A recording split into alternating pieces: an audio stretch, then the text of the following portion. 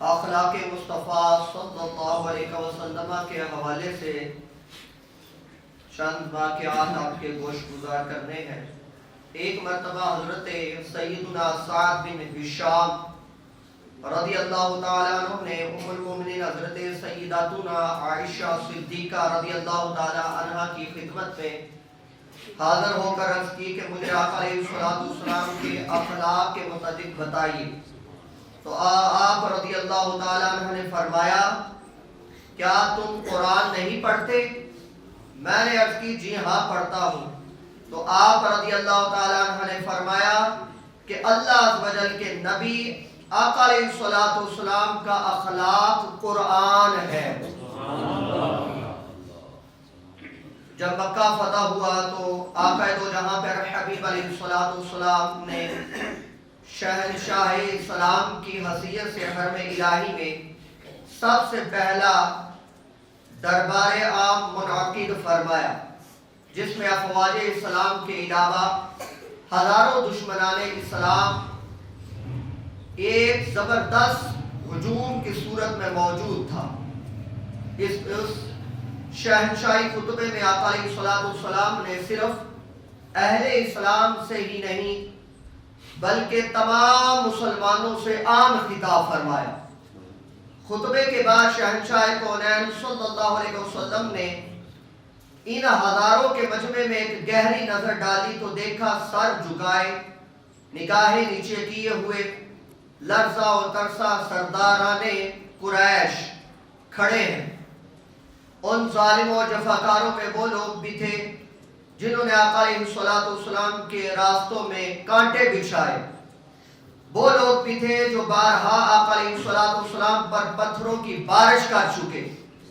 وہ خون خوار بھی تھے جنہوں نے بار بار آقا علیہ السلام پر قاتلانہ حملے کیے ہوئے تھے، وہ بے رحم اور بے درد بھی تھے جنہوں نے آقا علیہ السلام کے دندان مبارک کے کچھ حصے کو شہید اور آقا علیہ السلام کے چہرہ انور کو لہو لوہان کر ڈالا تھا، وہ اوباش بھی تھے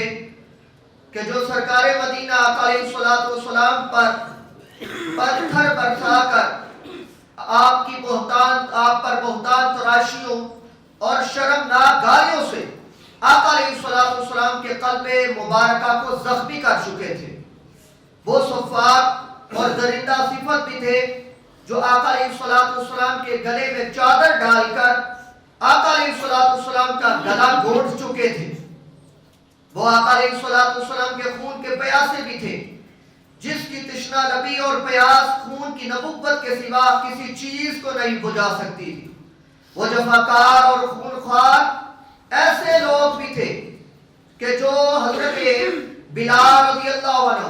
حضرت سہیب، حضرت عمار، حضرت حباب، حضرت حبیب اور حضرت زید بن رضی اللہ تعالیٰ وغیرہ کو رسیوں سے باندھ کر کوڑے مارا کرتے تھے اور جلتی ہوئی ریتوں پر لٹا دیا کرتے، کسی کو آگ کے دہتے ہوئے کولوں پر لٹا دیتے اور کسی کو چٹائیوں پہ لپیٹ کر ناکوں میں دھوئے ان کو دیا کرتے، سینکڑوں بار گلا گھونٹا جاتا۔ آج یہ سب کے سب 10-12 مہاجرین اور انصار کی لشکر کی حراست میں مجرم بنے کھڑے ہیں اور کانپ رہے ہیں، اپنے دلوں میں یہ سوچ رہے تھے کہ شاید آج ہماری لاشوں کو کتوں سے نچوا کر اور بوٹیاں کر کے چیلوں اور کبوں کو کھلا دی جائیں گی۔ انصار اور مہاجرین کی غضبناک فوجیں ہمارے بچوں کو خاک اور خون میں ملا کر ہماری نسلوں کو نیست و نابود کر ڈالیں گی، ہماری بستیوں کو تباہ و برباد کر تہس نہس کر کے رہ دیں گے۔ ان مجرموں کو سینوں میں وہ خوف و خراش کا طوفان اٹھ رہا تھا، دہشت اور درد سے ان کے بدنوں کی بوٹی بھڑک رہی تھی اور دھڑک رہے تھے، ان کے کلیجے منہ کو آ رہے تھے۔ اسی مایوسی اور نامعیبی کی خطرناک فضا میں ایک دم سرکار مدینہ قرائے قلب و سینہ کی نگاہ رحمت ان پر متوجہ ہوئی اور ایسی متوجہ ہوئی کہ ان کے مجرموں سے آقا علیہ السلام کی نگاہ رحمت نے ان کی طرف متوجہ ہو کر پوچھا پوچھا کہ بولو تم کو کچھ معلوم ہے کہ آج میں تمہارے ساتھ کیا معاملہ فرمانے والا ہوں؟ اس دہشت انگیز اور خوفناک سوال سے مجرم حواس باختہ ہو کر کانپ اٹھے، لیکن جبین رحمت پیغمبرانہ تیور کو دیکھ کر سب یکجا زباں ہو کر بولے کہ آقا علیہ السلام آپ بڑے کریم ہیں۔ کیا بات! آقا علیہ السلام آپ بڑے کریم ہیں۔ سب کی للچائی ہوئی نظریں جمال مصطفیٰ کا منہ تک رہی تھی، سب کے کان شہنشاہ نبوت کا فیصلہ جواب سننے کے منتظر تھے۔ ایک دم فاتح مکہ آقا علیہ السلام نے اپنے کریمانہ لہجے میں جو الفاظ کہے، ارشاد فرمایا کہ آج تم پر کوئی الزام نہیں، جاؤ تم سارے آزاد ہو، جاؤ تم سارے آزاد ہو۔ ہاں، غیر متوقع طور پر اچانک یہ فرمان رسالت سن کر سب مجرموں کی آنکھیں پرتے ندامت سے اشکبار ہو گئی اور ان کی زبانوں پر جاری ہو گیا لا الہ الا اللہ محمد رسول اللہ کے نعروں سے حرم کعبہ کی در و دیوار ہر طرف انوار کی بارش ہونے لگی اور ایک دم ایسا محسوس ہونے لگا کہ جہاں تاریک تھا بے نور تھا، سخت کالا تھا، جہاں تاریک تھا بے نور تھا اور سخت کالا تھا، کوئی پردے سے کیا نکلا کہ در در اجالا تھا، کوئی پردے سے کیا نکلا کہ در در اجالا تھا۔ احباب سی وقار سرکار مدینہ قرار قلب و سینہ کو کیا کیا اذیتیں نہ دی گئی، کیا کیا نہ کہا گیا، لیکن اس کے باوجود سرکار مدینہ باور میں آئے تو آقا علیہ السلام نے عام معافی کا اعلان فرماتے ہوئے آنے والے تمام لوگوں کو بتا دیا ہے کہ جتنا بھی ظلم ہو جائے اپنے اوپر تم سہ لینا اور اللہ کی رضا کے لیے معاف کر دینا، اللہ تمہارا درجہ ہمیشہ کے لیے بلندی عطا فرما دے گا۔ اس پر بھی کلام پاک موجود۔ آقا دو جہاں پر حبیب علیہ السلام کے غلاموں ایک شخص میں حسن اخلاق کے بہتر محبوب رب کبریا علیہ السلام کے سے اچھے اخلاق کے متعلق سوال کیا تو آقا علیہ السلام نے اس کے سامنے یہ آیہ مبارکہ تلاوت کی۔ سرکار نے فرمایا بسم اللہ الرحمن الرحیم خذ العفو وأمر بالعرف وأعرض عن الجاہلین۔ ترجمہ: اے محبوب، معاف کرنا اختیار کرو اور برائی کا حکم دو اور جاہلوں سے منہ پھیر لو۔ امین المومنین حضرت مولا مشکل کشا کرم اللہ تعالی وجہہ الکریم فرماتے ہیں کہ آقا علیہ السلام نے مجھ سے فرمایا کیا میں اگلے اور پچھلوں کے بہترین اخلاق کے متعلق تمہیں رہنمائی نہ کروں؟ میں نے عرض کی یا رسول اللہ صلی اللہ علیہ وسلم ضرور ارشاد فرمائیے۔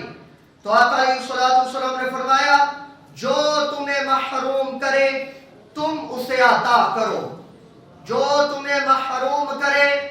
تم اسے عطا کرو، جو تمہیں محروم کرے تم اسے عطا کرو، جو تم پر ظلم کرے تم اسے معاف کرو، جو تم پر ظلم کرے تم اسے معاف کرو، اور جو تم سے تعلق توڑے تم اس سے تعلق جوڑو۔ یہ آقا دو جہاں پر حبیب علیہ السلام نے جملے ارشاد فرمائے۔ اور آخری بات حضرت سیدنا بن مبارک رضی اللہ تعالیٰ فرماتے ہیں خوش مزاجی سے ملاقات کرنا، خوب بھلائی کرنا اور کسی کو تکلیف نہ دینا اچھے اخلاق میں سے ہے۔ آقا دو جہاں پر حبیب علیہ السلام کے آخر میں فرامین اس حوالے سے سنتے ہیں۔ سرکار مدینہ آقا علیہ السلام نے ارشاد فرمایا تم لوگوں کو اپنے اموال سے خوش نہیں کر سکتے، لیکن تمہاری خندہ پیشانی اور خوش اخلاقی انہیں خوش کر سکتی ہے۔ خندہ پیشانی سے ملنا اور خوش اخلاقی سے ملنا وہ بندے کو خوش کر دیتی ہے۔ آقا علیہ السلام نے فرمایا تم جہاں کہیں بھی ہو اللہ سے ڈرتے رہا کرو، گناہ سرزد ہو جائے تو نیکی کر لیا کرو، وہ نیکی اس گناہ کو مٹا دے گی اور لوگوں کے ساتھ اچھے اخلاق کا برتاؤ کرو۔ اب سی وقت یہی میسج ہے جتنا ہو سکے آقا علیہ السلام سے بڑے ظلم سرکار مدینہ پر ڈھائے گئے، لیکن سرکار دو جہاں نے عام معافی کا اعلان کر دیا۔ ہمیں بھی چاہیے اگر ہم پر کوئی ایسی بات ہو جائے تو اب کسی وقار معافی کا ذہن بنایا کرے، آپ معاف کریں گے اللہ تعالیٰ آپ کی عزتوں میں اضافہ فرمائے گا،